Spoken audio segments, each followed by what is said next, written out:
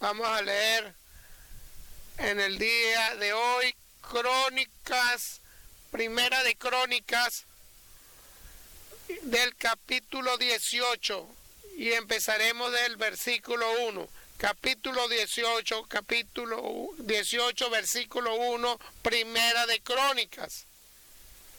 Después de estas cosas, aconteció que David derrotó a los filisteos y los humilló, y tomó a Gat y sus villas de manos de los filisteos.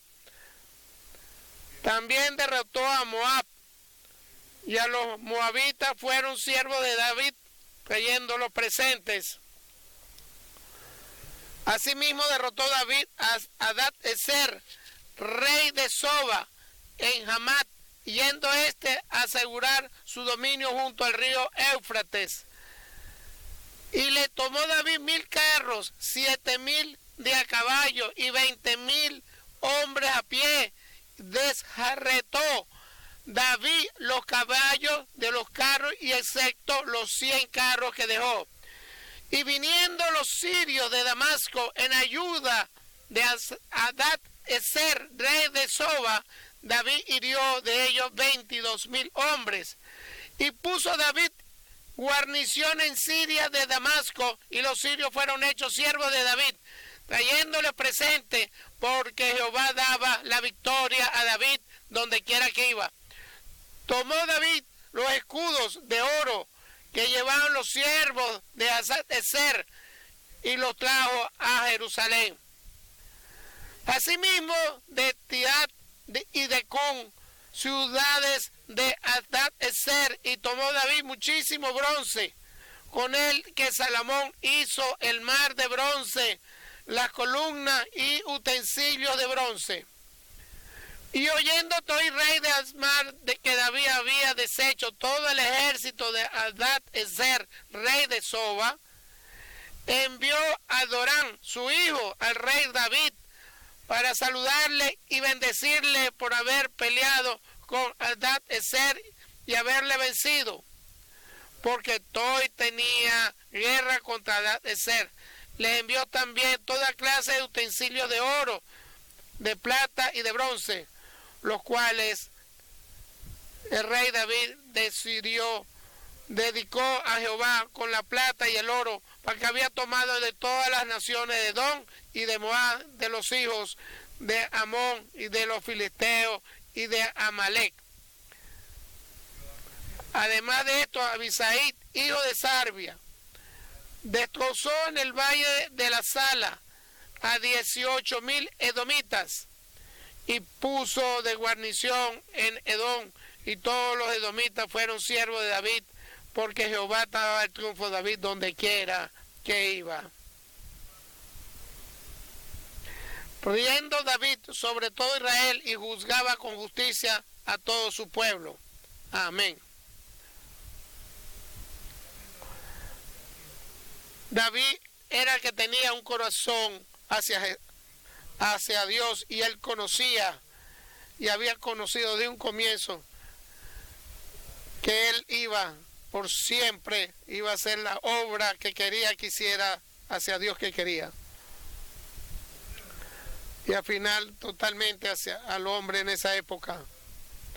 Como decir que Dios iba a construir el reinado en esta tierra, que al final no iba a haber nada. Arriba de ese reinado iba a reinar en la continuación por 1000 años, podemos decir. En ese año pues, se va a quedar Dios y Cristo y la iglesia. De una forma, era una persona individual, como podemos decir, como era David, porque Dios lo puso, estaba con él y lo salvaba. Siempre le regalaba todo, toda la grandeza que él tenía de grandeza y de gloria a gloria. La pregunta es, ¿por qué? ¿Por qué David tenía esa forma, relación con Dios? ¿Por qué? Podemos decir, es verdad que tenías un corazón hacia Dios, pero cómo se le ponía él ante qué era, cómo se veía él. Porque es importante, todos queremos que Dios esté con nosotros, como le dice el apóstol Pablo, bendiciones que el hombre que quiere estar contigo Jesucristo por siempre, porque siempre vamos a estar con Jesucristo, porque queremos que estamos en nuestra vida con Jesucristo, pero de una forma importante, de no tomar en cuenta y quedar hasta el final, no es la libertad para que estar con él, que es lo que lo puso a David, un hombre importante ante Dios, lo llevaba ante él con una forma de grandeza, que era el Señor que quería ante él, que lo invitaba, o podemos decir, la grandeza, el milagro que hacía Dios ante él, en la práctica, que lo invitaba con todas sus dificultades, y ese amor que le daba y las bendiciones que le daba a ese hombre. Todo comenzó, lo había conocido desde antes de comenzar, cómo iba a ser el corazón de David hacia Dios, porque siempre iba a ser lo que Dios quería que hiciera. Eso es. Llegó totalmente, todo toman en cuenta para eso. Es importante que decir y poder quedarnos en lo que quería ante lo que hacía David. Él era grande en sus funciones que él hacía. La pregunta es, ¿cómo se cerraba la relación en todo lo que quería Dios que hiciera? ¿Qué es lo que quiere decir esto? Que siempre sabía muy bien todo lo que sucedía y lo que en la vida de él, porque Dios lo hace y Dios se lo permite. Nada se hacía a la suerte, pero entendió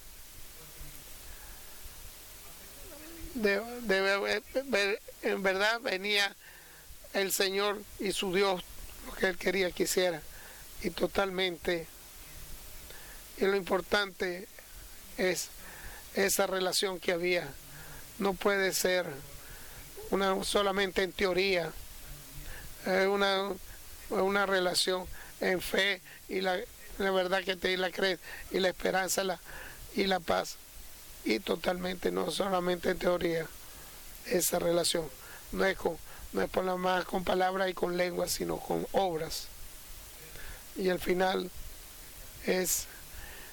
no es la cosa que podía suceder en su vida. Él no podía hacer ninguna otra con lo que él creía que iba a hacerla, sino ese es el mensaje. No es lo que Dios, no es lo que tú quieres que hagas. No le interesa todo lo que estés pensando para hacer. No se quema todo lo que estás pensando hacer tú. Ni ante él, si lo podemos decir, si el hombre que quiere hacer ante el Señor y lo puede pedir que hiciera, y ni él mismo lo queremos hacer. Esta relación de David no era solamente con lo que pensaba, lo que quería que hiciera, la teoría que él quería, era con obra y con la verdad. Debajo de esta cerrada relación que podemos tener, todo lo que hacía y todas sus dificultades que podía tener, él es pensar siempre lo pensaba hacia el Señor, siempre su pensamiento y su corazón y todo por siempre en su vida es hacia el Señor. ¿Qué es lo que quiere de mí? Y lo importante es, ¿qué es lo que yo puedo hacer hacia Él? Porque Él hace por siempre para mí. ¿Qué es lo que puedo hacer? Porque puedo hacer yo ante Dios. Sobre Él era un celo totalmente hacia hacia Dios. No voy a hacer cosas sencillas. Es importante en la paradigma que conoció el rey y el pueblo de Israel y de Judá. Y los filisteos se levantaron con fuerza. Después de pocos años, iban puestos en contra porque era en contra del pueblo. Entonces se levantó con lo que se quería hacer. Cuando querían derrotar con otro rey. Y se puede indicar todas las dificultades a David y al pueblo de Israel. Se ponían con temor, el temor al frente de él. Miles de hombres vienen a pelear porque querían pelear con él porque él se había convertido en rey. Y ahí después todo lo que quería se hiciera. No puso un esquema en su mente de estrategia, ni nos llamó a sus grandes soldados para cómo iban a hacer la guerra delante de los demás, que él hizo lo importante y fue a su zona donde iba a orar y dijo al Señor: tú quieres que yo voy a pelear con los filisteos, vas a estar conmigo, los voy a derrotar. Y el Señor le dijo: ve, los vas a derrotar, porque yo te voy a dar la fuerza. Eso es lo que tú tienes que escuchar. Yo voy a estar contigo. No tiene un esquema de estratégica de guerra. Él era la orientación del Señor. Toda la grandeza. Yo voy a estar contigo. Donde tú vayas, que todo lo que tú veas, no lo puso en, porque Dios lo puso en sus manos. Todos los filisteos los puso en sus manos. Pero los filisteos querían ante ellos que mucho más gente, y de una forma, de una estrategia de guerra para derrotarlo. Pero David hizo lo que en eso lo que tenía que hacer. No llamó a sus generales: ¿para qué vamos a hacer ahora? Y fue a sus oraciones, que nos dice, que nos enseña en el Viejo Testamento. Señor, que ahorita no vas a ir. ¿Qué vas a hacer? Vas a ir detrás y vas a esperar. Y cuando yo te diga, tú vas a hacer y lo vas a derrotar. No le preguntó a otra persona. ¿A quién le preguntó? A sus soldados. ¿A quién? Al Señor le preguntó. Y los derrotó. De ahí en adelante se ve en su presencia, su relación total con su Dios. ¿Cuál es la gloria del Señor que es? Yo voy a hacer en Gabaón, voy a traer el acta del pacto que está lejos. Se fue de Silo y se consiguió entre filisteos y voy a ir. Fue, pero con un final se convirtió la total destrucción. No puso su pensamiento en otra cosa. Porque el Señor, Señor, todo lo que hice, lo hice con la gloria de tu nombre, para que venga el acta del pacto en todo Jerusalén. Entonces, hiciste un error. No tenías que traerlo. Está escrito que lo tienen que traer los levitas y los leví. Y vuelve a comenzar otra vez. Y ahora con la relación con lo que quiera Dios, invita a todos sus pueblos. Y del comienzo se humilla ante su Señor. todo lo que es su humildad, que lo hace desnudo. ¿Cómo conseguiste ante tu siervo y a todos los demás? Y dice, el nombre del Señor escucha la lógica. En el hombre, me tomó en cuenta para ser rey. Sí, en nombre del Señor. Me humillé, en verdad me lo hice, me humillé. Y voy a tomar, y voy a hacer, me voy a humillar mucho más todavía. Y me voy a estar a todos mis ojos y mucho más. Pero delante de ellos, que me voy a llevar delante, sé que el Señor me va a estar levantar y me va a estar dando la gloria. Y entonces sacó el Señor todo lo que estaba a su alrededor. Trajo toda hizo acto de pacto y lo puso dentro de su. No se quedó tranquilo. No dijo, voy a quedarme tranquilo un poco de tiempo. No sé. Estaba siempre buscaba con el espíritu de todo portaba dentro. ¿Qué es lo que voy a hacer? Para que estar más cerca de mi ser, cerca de Él y estar alabándolo y estar ante Él, todo lo que estoy pensando. ¿Qué es lo que voy a hacer? Algo tengo que hacer. Entonces vino la construcción, todo lo que tenía que hacer ante el Señor. ¿Y qué fue lo que hizo? Ve su personalidad y ve el acto del pacto. ¿Qué es lo que voy a hacer por delante y por allá? Y ya, el profeta llama a su profeta, a su amigo, le dice, tenemos que buscar una gran obra para nuestro Señor, porque haz lo que tú quieras, y el profeta le da porque Dios te va a dar la bendición. Pero que queda en eso, en esa parte espiritual, de esa intranquilidad que él tenía, ese padre que busca, ¿qué es lo que voy a hacer? ¿Para qué voy a dar la gracia al Señor?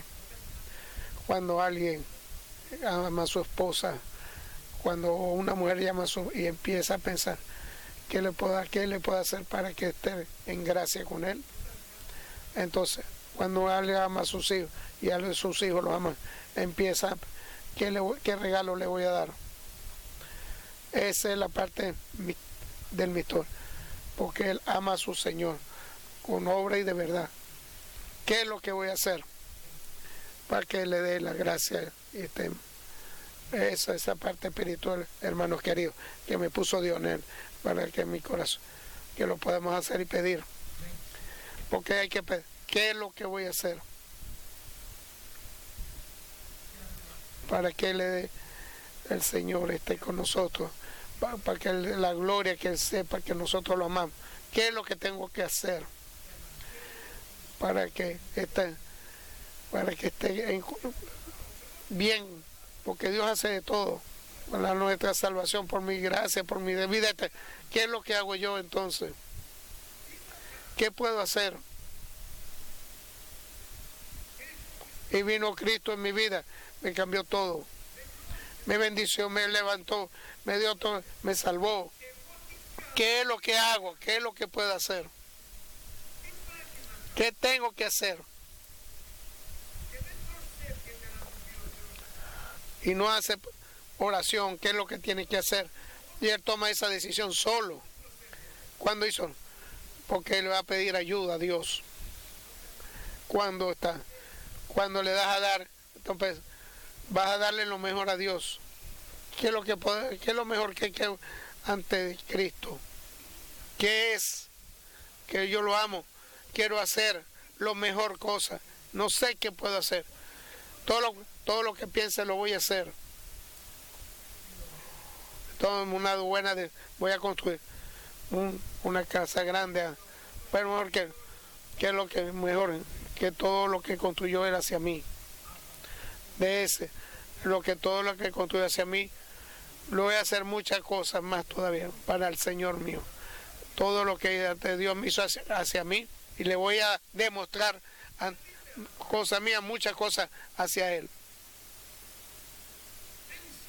No se queda tranquilo. No se queda tranquila su alma y busca, piensa y pregunta, ¿qué voy a hacer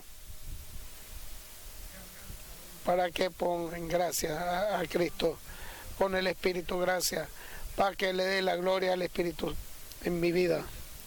Y lo conseguí. Voy a construir ante el Señor grande causa, voy a construir un individual grande. En verdad, lo pensó antes que es lo que Dios quería que hiciera.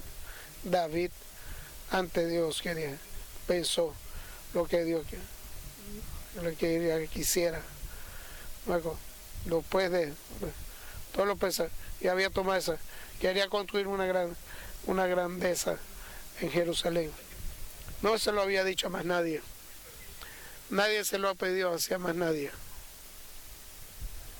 El amor que tenía ante Cristo le dio una revelación a la gloria del Señor, su Señor. Entonces, todo lo que haga siempre va a estar contigo, le dijo el profeta. Y salió a que le dice, y entonces le dijo, Señor mío, yo llevé donde tú estabas, que tú no servías, que no tenías nada, y te hice un rey. Y que doy las gracias, que tú puse el corazón todo a mi nombre, pero yo te digo, que yo voy a construir toda la ante ti. Yo te voy a construir grandeza, no una casilla, por la vida eterna. David, te voy a hacer rey, David. Porque grande, eso es lo que estás pidiendo. Esos pensamientos difíciles, ese amor que tú tienes, ponemos que tú quieres, que piensas y no descansas por estar pensando, ¿qué es lo que tú vas a hacer para mi gloria? ¿Qué me va a indicar ese amor que me das hacia mí? ¿Qué es lo que tú quieres que yo haga? Y entonces lo que él cree que David, de una forma individual, iba y pensaba como era un hombre que Dios lo iba a invitar, de una forma, con una relación. No pensaba qué es lo que iba a hacer y qué es lo que él necesita. Él pensaba qué es lo que quiere que haga, qué es lo que tengo que hacer ante su gloria. Todo distinto, algo distinto espiritual. Otro hombre. Otra forma.